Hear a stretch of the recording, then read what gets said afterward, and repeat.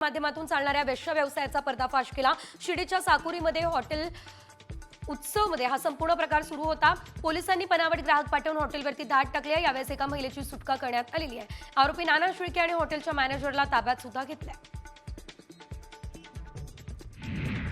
वाढत असलेल्या उन्हाचा परिणाम भाजीपाल्याच्या उत्पादनावर होत असल्याचं बघायला मिळतंय। भाजीपाल्याचे दर सध्या वाढलेले आहेत आणि आवक मात्र घटली आहे। परिणामी मागणीच्या तुलनेत भाजीपाला कमी असल्यानं दर वाढताना दिसतंय। गवार, भेंडी, गाजरची विक्री 60 रुपये किलो होतीये। बाजारामध्ये भाजीपाल्याची आवक वाढणार नाही तोपर्यंत दर असेच राहतील हा अंदाज आहे।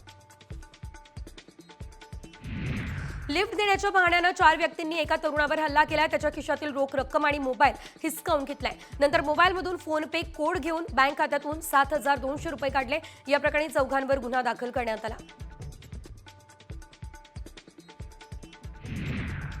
धुळ्यातील प्रेरणा बहुउद्देशीय तृतीयपंथीयांच्या संस्थेने जिल्हाधिकाऱ्यांना निवेदन दिलं। पहलगाममध्ये अडकलेल्या धुळ्यातील किन्नर आखाड्याच्या महामंडलेश्वर पार्वती जोगी आणि त्यांच्या 4 साथीदारांना धुळ्यात परत आणावं अशी मागणी त्यांनी केली। दहशतवाद्यांवर कठोर कारवाई करण्याची मागणी देखील त्यांनी या दरम्यान केली आहे।